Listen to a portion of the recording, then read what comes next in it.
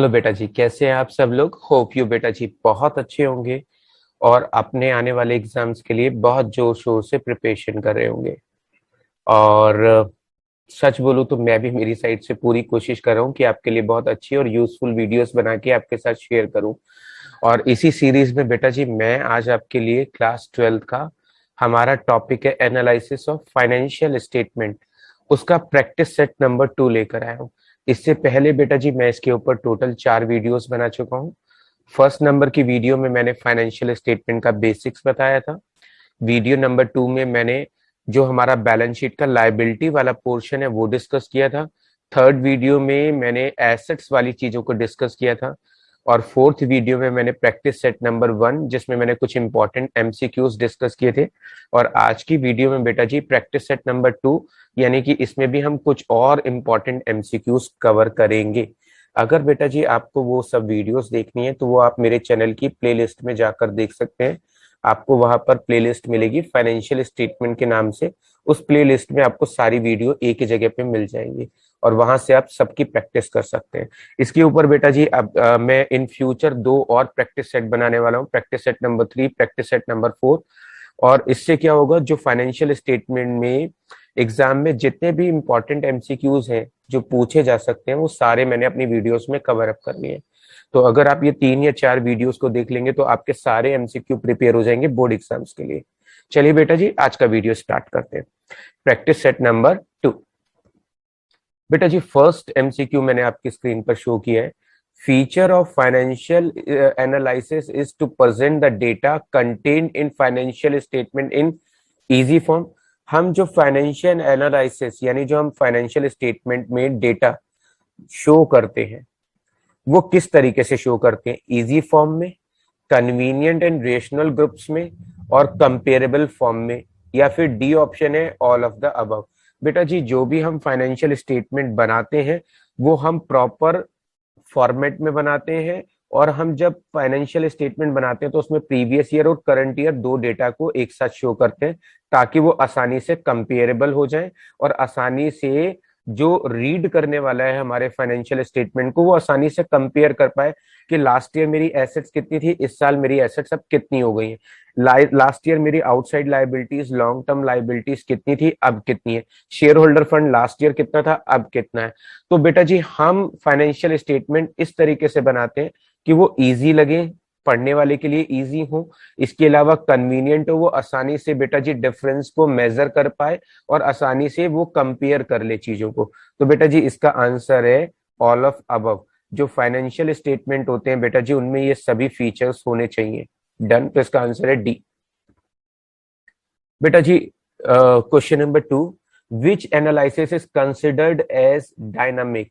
बेटा जी कौन सा जो एनालिसिस होता है वो डायनामिक होता है। बेटा जी 2 तरह के एनालिसिस होते हैं, यानी बैलेंस शीट बनाते समय हम 2 फॉर्मेट में बैलेंस शीट बनाते हैं, एक हॉरिजॉन्टल फॉर्मेट में, एक वर्टिकल फॉर्मेट में। जो हम 12th में बैलेंस शीट बनाते हैं बेटा जी कंपनी का वो वर्टिकल फॉर्मेट में होता है। और जो हमने 11th में बैलेंस शीट बनाया था बेटा जी वो हॉरिजॉन्टल फॉर्म में बनाया था। पहले हम 11th में जब पढ़ते थे तो हम बैलेंस शीट बनाते थे इस तरीके से, liability amount, assets amount. Done. ये जो बेटा तरीका है बैलेंस शीट बनाने का इसको बोलते हैं हॉरिजॉन्टल एनालिसिस। अच्छा, जब हम 11th में बैलेंस शीट बनाते थे तो हमें क्वेश्चन में जो भी चीजें दी होती थी हम उसे अपने अकॉर्डिंग, अपनी फैसिलिटी के अकॉर्डिंग लिख लेते थे, यानी जैसे हमें आसान लगता था वैसे लिख लेते थे। हमें बिल्डिंग पहले नजर आई, हम बिल्डिंग पहले लिख देते थे, फर्नीचर लिख देते थे, कैश लिख देते थे, बैंक लिख देते थे, डेटर लिख देते थे एसेट्स में। ऐसे ही बेटा जी लाइबिलिटी में कभी क्रेडिटर ऊपर लिख देते थे, कभी कैपिटल ऊपर लिख देते थे, फिर क्रेडिटर, फिर बीपी, फिर बैंक लोन, फिर बैंक ओवरड्राफ्ट, फिर आउटस्टैंडिंग एक्सपेंसेस, फिर एडवांस इनकम, इस तरीके से लिखते थे। बेटा जी वहां पर बैलेंस शीट बनाने के लिए कोई फिक्स फॉर्मेट नहीं था। वहां पर क्या है, एसेट्स लाइबिलिटी का जो ऑर्डर था वो चेंज होता रहता था। तो याद रखेंगे बेटा जी जो हॉरिजेंटल एनालिसिस है वो बेटा जी एनर्जेटिक होता है और चेंजेबल होता है। चेंज इन नेचर का मतलब होता है उसमें लिखी हुई चीजें जो होती हैं वो चेंज होती रहती हैं, यानी ऊपर नीचे शफल करती रहती हैं। तो जो हॉरिजेंटल होता है बेटा जी उसका जो नेचर होता है वो डायनामिक नेचर का होता है। कौन से नेचर का होता है, डायनामिक नेचर का होता है। डायनामिक का मतलब होता है जहां पर बेटा जी चीजें चेंज होती रहती हैं, उनका कोई फिक्स ऑर्डर नहीं होता। जो वर्टिकल एनालिसिस होता है बेटा जी, अगर मैं उसकी बात करूं तो यहाँ पर हम बैलेंस शीट कंपनी की जो बनाते हैं वो वर्टिकल ऑर्डर में बनाते हैं बेटा जी। सबसे पहले लिखते हैं इक्विटी एंड लायबिलिटी, याद आया आपको, इक्विटी एंड लायबिलिटी। इस ऑर्डर में बेटा जी पहले हम सारी इक्विटी एंड लायबिलिटीज लिखते हैं। हमारे पास पहली हेडिंग होती है शेयर होल्डर फंड, दूसरी हेडिंग होती है application money pending on allotment, इसके अलावा तीसरे नंबर पे नॉन करंट लायबिलिटी, चौथे नंबर पे बेटा जी करंट लायबिलिटी होती है। फिर हम सारी एसेट्स लिखते हैं। एसेट्स में बेटा जी नंबर 1 होता है नॉन करंट एसेट्स, नंबर 2 होता है करंट एसेट्स। जब हम बैलेंस शीट को इस तरीके से बनाते हैं तो बेटा जी इसको बोलते हैं वर्टिकल एनालिसिस, और इसका एक फिक्स फॉर्मेट होता है, और हमें जो चीजें हैं बेटा जी वो एक फिक्स सीक्वेंस और फिक्स ऑर्डर में लिखनी होती है। इसलिए बेटा जी हम इसको बोलते हैं कि ये स्टैटिक इन नेचर होता है। डन। तो बेटा जी कभी भी आपसे टीचर पूछता है कि हॉरिजेंटल एनालिसिस कौन सा होता है, तो 11th में जो हम बैलेंस शीट बनाने का तरीका यूज करते थे वो हमारा हॉरिजेंटल है। 12th में कंपनी की जो बैलेंस शीट हम बनाते हैं बेटा जी वो बनाते हैं हम लोग वर्टिकल मेथड में। वर्टिकल नेचर में बेटा जी, वर्टिकल मेथड में चीजें फिक्स ऑर्डर में लिखी जाती हैं, उनका एक प्रॉपर सीक्वेंस होता है, इसलिए बेटा जी हम उसको बोलते हैं स्टैटिक। स्टैटिक का मतलब होता है फिक्स्ड, और डायनामिक का मतलब होता है बेटा जी चेंज। वहां पर हमारी एसेट्स और जो लाइबिलिटीज थी उनका ऑर्डर हम अपनी सिचुएशन के हिसाब से, अपनी कंफर्टेबल के हिसाब से बेटा जी ऊपर नीचे लिख देते थे। अब आपको समझ में आ गया होगा। तो डायनामिक का आंसर है बेटा जी हॉरिजेंटल एनालिसिस। क्वेश्चन नंबर 3 पर आते हैं बेटा जी। इसने पूछा है कि which analysis is considered as static. Static analysis कौन सा होता है, मैंने आपको बता दिया, वर्टिकल एनालिसिस स्टैटिक होता है, क्योंकि जो कंपनी की बैलेंस शीट होती है उसका फिक्स फॉर्मेट होता है। आपने अगर मेरी पुरानी वीडियोस देखी है तो मैंने पुरानी वीडियोस में समझाया हुआ है हॉरिजेंटल एनालिसिस के बारे में भी, वर्टिकल एनालिसिस के बारे में, और इनके नेचर के बारे में भी, कि हॉरिजेंटल एनालिसिस का नेचर बेटा जी डायनामिक होता है और वर्टिकल एनालिसिस का नेचर स्टैटिक होता है। अगर आपने वो वीडियो नहीं देखा है तो वो वीडियो जरूर देखिएगा, आपके लिए बहुत काम आएगा, क्योंकि जब हम थ्योरी के सारे कंसेप्ट समझ लेते हैं तो हमारे लिए बेटा एमसीक्यू सॉल्व करना बहुत इजी हो जाता है। याद रखेंगे ये बात। जी बेटा, question number 4, which analysis is based on 1 years data. बेटा जी इसका सही आंसर है वर्टिकल एनालिसिस जो है वो 1 ईयर डेटा पर बेस्ड होता है, केवल 1 ईयर डेटा यानी करंट ईयर डेटा पर बेस्ड होता है, ये आप याद रखेंगे बेटा जी। क्वेश्चन नंबर 5 पर आते हैं बेटा जी। Main objective of analysis of financial statement क्या होता है? To know the financial strength, to make a comparative study with other firms, to know the efficiency of the management. बेटा जी ये मैंने अपने प्रीवियस वीडियोस में भी आपके साथ डिस्कस किया है कि फाइनेंशियल स्टेटमेंट के ऑब्जेक्टिव क्या होता है। ये जानना कि हमारे बिजनेस की प्रॉफिटेबिलिटी कितना है, ये जानना कि हमारे बिजनेस की फाइनेंशियल स्ट्रेंथ या फाइनेंशियल पोजीशन कैसी है, ये जानना कि इससे ये फायदा होता है कि हम अपने जो बैलेंस शीट होता है उसका आसानी से कंपैरेटिव स्टडी कर सकते हैं अपने प्रीवियस ईयर डेटा के साथ, और किसी दूसरी फर्म के साथ भी हम आसानी से अपनी बैलेंस शीट को कंपेयर कर सकते हैं। और जो मैनेजमेंट हमारे गोल सेट करता है उसकी एफिशिएंसी को जज करने के लिए भी हम बेटा जी फाइनेंशियल स्टेटमेंट्स बनाते हैं। तो इसका सही आंसर है बेटा जी डी। इन सभी रीजंस को बेटा जी हम फुलफिल कर लेते हैं फाइनेंशियल स्टेटमेंट्स को बनाकर। डन। क्वेश्चन नंबर 6 बेटा जी, analysis of financial statement is significant, यानी कि जो फाइनेंशियल स्टेटमेंट है बेटा जी वो किसके लिए यूजफुल होते हैं?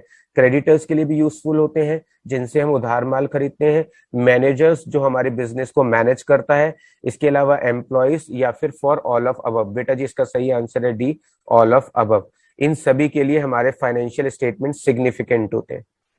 क्वेश्चन नंबर बेटा जी 7, financial analysis become significant because it ignores price level changes, measure the efficiency of business, lack of qualitative analysis, is affected by personal base। बेटा जी इसका सही आंसर है हमारे जो फाइनेंशियल एनालिसिस होते हैं बेटा जी वो सिग्निफिकेंट तब माने जाएंगे जिससे उनकी बिजनेस की जो एफिशिएंसी है उसका पता चलता हो। जिन फाइनेंशियल स्टेटमेंट से हमारे बिजनेस की एफिशिएंसी, बिजनेस की प्रॉफिटेबिलिटी, बिजनेस की फाइनेंशियल पोजीशन का पता चलता है, वही फाइनेंशियल स्टेटमेंट एनालिसिस सिग्निफिकेंट होते हैं। डन बेटा जी, इसका आंसर है बी। बाकी जो 3 पॉइंट है बेटा जी वो इसके लिमिटेशंस हैं, डिसएडवांटेज है। क्वेश्चन नंबर 8 पे आते हैं बेटा जी। When bad position of the business is tried to be depicted as good, जब बिजनेस की खस्ता हालत हो, जब बिजनेस की फाइनेंशियल पोजीशन खराब हो लेकिन हम उसे दूसरों के सामने अच्छा करके दिखाएं, तो बेटा जी ये कौन सी लिमिटेशन के अंदर काउंट किया जाएगा? तो बेटा जी इसे बोलते हैं विंडो ड्रेसिंग। विंडो ड्रेसिंग में बेटा जी हम सिचुएशन के हिसाब से अपने अकाउंटिंग रिकॉर्ड को चेंज कर लेते हैं, मॉडिफाई कर लेते हैं, मैनिपुलेट कर लेते हैं। जैसे जब मुझे इनकम टैक्स डिपार्टमेंट के सामने अपने अकाउंटिंग रिकॉर्ड दिखाने होते हैं, तब मैं वहां पर अपनी जो टर्नओवर है और प्रॉफिटेबिलिटी है उसे कम करके दिखाता हूं, सो दैट कि बेटा जी टैक्स मेरे को कम पे करना पड़े। वही इसका उल्टा, जब मुझे बैंक से लोन लेना होगा तो बेटा जी मैं अपनी जो टर्नओवर है, जो प्रॉफिटेबिलिटी है और जो एसेट्स है वो ज्यादा करके शो करूंगा, क्योंकि जितनी ज्यादा प्रॉफिटेबिलिटी टर्नओवर होगा बैंक उतनी ज्यादा अमाउंट का लोन मुझे सैंक्शन कर देगा। तो बेटा जी जब हमारी जो एक्चुअल सिचुएशन है उसके रिवर्स सिचुएशन हम दूसरों के सामने प्रिटेंड करते हैं, शो करते हैं, इसको बोलते हैं बेटा जी window dressing. Done. Ninth number पे आता है for whom the analysis of financial statement is not significant. किसके लिए हमारे फाइनेंशियल स्टेटमेंट यूजफुल नहीं होते? जो हमारी कंपनी में पैसा लगाता है उस इन्वेस्टर के लिए, गवर्नमेंट के लिए, एम्बेसडर ऑफ इंडिया के लिए और कंपनीज एम्प्लॉइज के लिए। बेटा जी जो एम्बेसडर ऑफ इंडिया होता है उसके लिए हमारे फाइनेंशियल स्टेटमेंट इररिलेवेंट होते हैं। बेटा जी गवर्नमेंट के लिए हमारे फाइनेंशियल स्टेटमेंट यूजफुल होते हैं। हमें अगर गवर्नमेंट से कोई भी अप्रूवल लेना होता है तो वो हमारे फाइनेंशियल स्टेटमेंट के बेसिस पर ही मिलता है। गवर्नमेंट के अंदर गवर्नमेंट की अथॉरिटीज भी आती हैं, जैसे इनकम टैक्स डिपार्टमेंट आता है, इसके अलावा जीएसटी यानी goods and services tax authorities आती हैं, इसके अलावा बेटा जी सेबी आता है, security exchange board of India आता है। इन्वेस्टर जो हमारी कंपनी में पैसा लगाते हैं और जो एम्प्लॉयज होते हैं हमारी कंपनी के, उन सब के लिए हमारे फाइनेंशियल स्टेटमेंट का कहीं ना कहीं बेनिफिट होता है, कहीं ना कहीं यूज होता है। लेकिन जो एम्बेसडर ऑफ इंडिया होता है उसके लिए हमारे फाइनेंशियल स्टेटमेंट कहीं से भी यूजफुल नहीं होते। क्वेश्चन नंबर 10 पर आते हैं बेटा जी। आपको बताना है main limitation of analysis of financial statement क्या है? Affected bye window dressing, difficulty in forecasting, do not reflect changes in price level, या फिर D all of the above. इसका सही आंसर है बेटा G D all of the above. ये सारे के सारे बेटा जी फाइनेंशियल स्टेटमेंट के एनालिसिस हैं। जो फाइनेंशियल स्टेटमेंट एनालिसिस होते हैं वो विंडो ड्रेसिंग से इन्फ्लुएंस्ड होते हैं। विंडो ड्रेसिंग का मतलब होता है जो बिजनेसमैन होता है, जो कंपनी का ऑनर होता है, जो कंपनी का मैनेजमेंट होता है, वो सिचुएशन के हिसाब से अपने फाइनेंशियल स्टेटमेंट्स को मॉडिफाई कर लेता है। Difficulty in forecasting, some time क्या होता है जो फाइनेंशियल स्टेटमेंट है हम उससे किसी भी कंपनी के आने वाले फ्यूचर को फोरकास्ट नहीं कर सकते, यानी हम ये नहीं एग्जैक्टली बता सकते हैं कि आने वाले साल में कंपनी का टर्नओवर या फिर कंपनी की जो फाइनेंशियल पोजीशन है वो कैसी रहने वाली है। Do not reflect changes in price level, जो हमारे एसेट्स और लाइबिलिटीज होती हैं, जो मेनली एसेट्स होती हैं बेटा जी, उनके जो प्राइसेस होते हैं वो कॉन्टिन्यूसली चेंज होते रहते हैं मार्केट में, लेकिन जो करंट प्राइसेस होते हैं हम बैलेंस शीट में उनको कभी भी एसोसिएट नहीं करते, उनको शो नहीं करते, उनको कंसिडर नहीं करते। हमेशा जो बैलेंस शीट में हम वैल्यू शो करते हैं बेटा जी वो हिस्टोरिकल कॉस्ट बेसिस पे करते हैं, यानी पास्ट में जो हम पेमेंट करके आए हैं उन एसेट्स के लिए, उन एसेट्स को उन्हीं वैल्यू पे रिकॉर्ड करके रखते हैं। जो उनके प्राइसेस में चेंजेस आ रहे हैं उनको कभी भी हम बैलेंस शीट में एक्यूमुलेट नहीं करते हैं, यानी शो नहीं करते हैं, जिसकी वजह से हम कभी भी ये नहीं कह सकते कि हमारी बैलेंस शीट हमारे बिजनेस की ट्रू और फेयर पिक्चर शो करती है।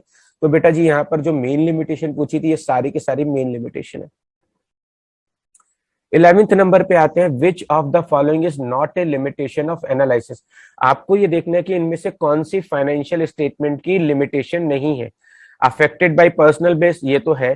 To know the financial strength, lack of qualitative analysis और बेस्ड ऑन अकाउंटिंग कंसेप्ट। बेटा जी इसका सही आंसर है बी, जो फाइनेंशियल स्ट्रेंथ है, बिजनेस की फाइनेंशियल स्ट्रेंथ को जानना, बिजनेस की प्रॉफिटेबिलिटी को जानना, बिजनेस की फाइनेंशियल पोजीशन को जानना, बिजनेस की सॉल्वेंसी को जानना। बेटा जी ये सब के सब चीजें जो है, ये सब जो है बेटा जी ऑब्जेक्टिव होते हैं बिजनेस के। क्या होते हैं? ऑब्जेक्टिव होते हैं। और जो बात कर रहा हूं मैं लिमिटेशन की बेटा जी, ये बाकी की तीनों चीजें तो लिमिटेशन है, लेकिन to know the financial strength ये ऑब्जेक्टिव है ना कि लिमिटेशन। 12th नंबर पे आते हैं, financial analysis become useless, it measure the profitability, measure the solvency, lacks of qualitative analysis, makes a comparative statement. बेटा जी यहां पर आता है इसका C answer, lack of qualitative analysis. हम यहां पर क्वालिटेटिव एस्पेक्ट्स को कभी भी फाइनेंशियल स्टेटमेंट में कंसिडर नहीं करते हैं, शो नहीं करते हैं। हम फाइनेंशियल स्टेटमेंट इस तरीके से बनाते हैं कि प्रॉफिटेबिलिटी का पता चल जाता है, बिजनेस की सॉल्वेंसी का पता चल जाता है, कंपैरेटिवली स्टडी कर सकते हैं, लेकिन जो क्वालिटेटिव एस्पेक्ट्स होते हैं वो फाइनेंशियल स्टेटमेंट में कभी भी इंक्लूड नहीं होते। उसके नेक्स्ट नंबर पे आते हैं बेटा जी 13 नंबर पे, parties interested in financial analysis. कौन कौन सी पार्टीज यानी यूजर्स होते हैं जो फाइनेंशियल स्टेटमेंट में इंटरेस्ट लेते हैं, यानी कि जिनके लिए फाइनेंशियल स्टेटमेंट हमारे यूजफुल होते हैं? इन्वेस्टर, गवर्नमेंट, फाइनेंशियल इंस्टीट्यूशन या D all of the above? बेटा जी इसका आंसर है D all of the above. ये सारे लोग हमारे फाइनेंशियल स्टेटमेंट की इंफॉर्मेशन को अपने अकॉर्डिंग यूज करते हैं। क्वेश्चन नंबर 14 बेटा जी, आपको बताना है main limitation of financial analysis is to know earning capacity, to know financial strength, to do not reflect changes in price level, इसके अलावा comparative study with other firms. बेटा जी इसका सही आंसर है प्राइस लेवल चेंजेस, यानी जो price में चेंजेस आ रहे हैं हम बैलेंस शीट में कभी भी उनको शो नहीं करते। यानी फाइनेंशियल स्टेटमेंट बनाते समय जो प्राइस लेवल में चेंजेस आए हैं उनको हम कभी भी कंसिडर नहीं करते, उनको कभी भी रिकॉर्ड नहीं करते। ये फाइनेंशियल स्टेटमेंट एनालिसिस का एक बड़ा लिमिटेशन है। 15 नंबर पे आते हैं बेटा जी, for whom analysis of financial statement is not significant. किसके लिए हमारे फाइनेंशियल स्टेटमेंट यूजफुल नहीं होते हैं? Political advisor of prime minister, investor, management, financial institution. बेटा इसका आंसर बहुत आसान है, जो प्राइम मिनिस्टर का पॉलिटिकल एडवाइजर होता है उसके लिए हमारे जो फाइनेंशियल स्टेटमेंट है उसका कोई यूज नहीं होता है बेटा जी। बाकी तीनों के लिए हमारे फाइनेंशियल स्टेटमेंट का कहीं ना कहीं यूज होता है। 16 नंबर बेटा जी, which is not a financial statement of companies mean, इनमें से कौन सा फाइनेंशियल स्टेटमेंट नहीं होता है? मैं आपको अपनी पुरानी वीडियोस में बता चुका हूं, चार चीजें होती हैं फाइनेंशियल स्टेटमेंट में। पहले नंबर पे बैलेंस शीट जिसे हम पोजिशनल स्टेटमेंट बोलते हैं, दूसरे नंबर पे statement of profit and loss बेटा जिसको हम इनकम स्टेटमेंट बोलते हैं, तीसरे नंबर पे नोट्स टू अकाउंट्स, चौथे नंबर पे कैश फ्लो स्टेटमेंट। बेटा जी fund flow statement financial statement analysis नहीं होता है, तो इसका आंसर है बी। 17 नंबर पे आते हैं बेटा जी, which is not major head of equity and liability. आपको बताना है, आप जानते हैं इक्विटी एंड लाइबिलिटी साइड के चार मेजर हेड होते हैं। पहला होता है बेटा जी शेयर होल्डर फंड, दूसरा होता है application money pending on allotment, तीसरे नंबर पे होता है बेटा जी नॉन करंट लाइबिलिटी, चौथे नंबर पे होता है करंट लाइबिलिटी। बेटा जी share holder fund major heading है, करंट लाइबिलिटी है, नॉन करंट लाइबिलिटी है, लेकिन रिजर्व सरप्लस सब हेडिंग होता है, शेयर होल्डर फंड के अंदर आने वाली चीज है ये। तो बेटा जी इसका आंसर है डी। 18 नंबर, आपको बताना है इक्विटी एंड लाइबिलिटी की मेजर हेडिंग कौन सी होती है। अभी मैंने आपको बताया कि इक्विटी एंड लाइबिलिटी की मेजर हेडिंग कौन सी होती है। पहला शेयर होल्डर फंड, दूसरा होता है application money pending on allotment, तीसरा होता है बेटा जी नॉन करंट लाइबिलिटी, चौथा है होता है करंट लाइबिलिटी। बेटा जी इनमें हमारी जो मेजर हेडिंग है वो करंट लाइबिलिटी है, बाकी की कोई भी हमारी मेजर हेडिंग में काउंट नहीं होती है। 19 नंबर पे आते हैं बेटा जी, इसमें दिया हुआ है which is major head of assets. Assets के मेजर हेड बताने हैं बेटा जी आपके कौन से होते हैं। मेजर हेड का मतलब होता है बेटा जी हमारे पास होता है एक नॉन करंट इन्वेस्टमेंट और एक होता है करंट एसेट्स, दो मेजर हेड होते हैं बेटा जी। तो यहां पर हमारे पास ऑप्शन में डी है, तो मैं डी को टिक करूंगा कि ये हमारा मेजर हेड है, और दूसरा होता है नॉन करंट एसेट्स, बाकी सब हमारे सब हेड होते हैं बेटा जी। 20 number, which is not sub head of non current assets. Non current assets के अंदर आने वाले जो हमारे सब हेड होते हैं उनमें से कौन सा नॉन करंट एसेट्स का सब हेड नहीं है? बेटा जी पहले नंबर पे आता है टेंजेबल फिक्स्ड एसेट्स, फिर आता है इंटेंजेबल फिक्स्ड एसेट, फिर उसके अंदर आता है बेटा जी capital assets work in progress, इसके बाद आता है इंटेंजेबल एसेट्स अंडर डेवलपमेंट, उसके बाद आता है बेटा जी नॉन करंट इन्वेस्टमेंट या फिर ट्रेड इन्वेस्टमेंट। बेटा जी इन्वेंट्री करंट एसेट्स के अंदर आता है, तो बाकी तीनों तो हमारे आंसर है, लेकिन इन्वेंट्री करंट एसेट्स की सब हेडिंग होती है, तो इसका आंसर है बेटा जी डी। 21 में दिया हुआ है which is not sub head of current assets. Current assets के अंदर बेटा जी पहले नंबर पे करंट इन्वेस्टमेंट आते हैं, फिर ट्रेड रिसीवेबल आते हैं, फिर उसके बाद बेटा जी हमारे पास आता है इन्वेंट्री, फिर आता है कैश एंड कैश इक्विवेलेंट, फिर बेटा जी एक आते हैं short term loans and advances, और इसके अलावा एक आता है अदर करंट एसेट्स। तो बेटा जी करंट इन्वेस्टमेंट हेडिंग होती है सब हेड, इसके अलावा ट्रेड रिसीवेबल सब हेड होते हैं, लेकिन इंटेंजेबल एसेट्स बेटा जी सब हेड नहीं होता, तो इसका सही आंसर है सी, इन्वेंट्री सब हेड होता है। 22 नंबर पे आते हैं विच is not sub head of current liability. बेटा जी करंट लाइबिलिटी में हमारे पास कौन कौन से आते हैं? हमारे पास ट्रेड पेबल भी सब हेड होता है, अदर करंट लाइबिलिटी भी सब हेड होता है, शॉर्ट टर्म प्रोविजन भी सब हेड होता है, शॉर्ट टर्म बोरिंग्स भी सब हेड होता है, लेकिन रिजर्व एंड सरप्लस बेटा जी सब हेड नहीं होता। Reserve and surplus sub head होता है शेयर होल्डर फंड का, जिसके अंदर शेयर कैपिटल और रिजर्व सरप्लस आता है, तो इसका आंसर बेटा जी 22 का C. Question number 23, which is not sub head of non current liability. Non current liability में लॉन्ग टर्म बोरिंग्स आती हैं, डेफर्ड टैक्स लाइबिलिटी आता है, अदर लॉन्ग टर्म लाइबिलिटीज आती हैं और इसके अलावा लॉन्ग टर्म प्रोविजंस आता है। बेटा जी इसमें अदर करंट लाइबिलिटी नहीं आती है, अदर लॉन्ग टर्म लाइबिलिटी आती है, तो इसका सही आंसर है बेटा जी डी। क्वेश्चन 24 बेटा जी, प्रोविजन फॉर टैक्स को हम कौन से सब हेड के अंदर शो करते हैं। बेटा जी करंट लाइबिलिटी के अंदर हम शॉर्ट टर्म प्रोविजन के अंदर इसको शो करते हैं, तो इसका आंसर है बेटा जी बी। 25 नंबर, कैपिटल रिजर्व को बेटा जी हम किस सब हेड के अंदर शो करते हैं। लाइबिलिटी में सबसे पहला मेजर हेड होता है बेटा जी शेयर होल्डर फंड, उसके अंदर दो सब हेड होते हैं बेटा जी शेयर कैपिटल और रिजर्व एंड सरप्लस। तो कैपिटल रिजर्व को हम रिजर्व एंड सरप्लस के सब हेड के अंदर शो करते हैं, तो इसका सही आंसर है बेटा जी डी। तो बेटा जी ये था आज का वीडियो जिसमें मैंने आपको फाइनेंशियल स्टेटमेंट एनालिसिस के 25 इंपॉर्टेंट एमसीक्यू सेट कराए हैं। इससे पहले वीडियो में भी बेटा जी मैंने आपको 20 इंपॉर्टेंट थ्योरेटिकल एमसीक्यूज कराए थे। तो बेटा जी अगर ये वीडियो आपको यूजफुल लगा हो और आप इसी तरह के और इंफॉर्मेटिव यूजफुल वीडियोस को देखना चाहते हैं तो प्लीज चैनल को सब्सक्राइब करिएगा। वीडियो अच्छा लगा हो तो और फ्रेंड्स के साथ शेयर करिएगा। अगर बेटा आपको ये वीडियो अच्छा लगा है तो प्लीज सब्सक्राइब द चैनल और इस वीडियो को अपने फ्रेंड्स के साथ ज्यादा से ज्यादा शेयर करें।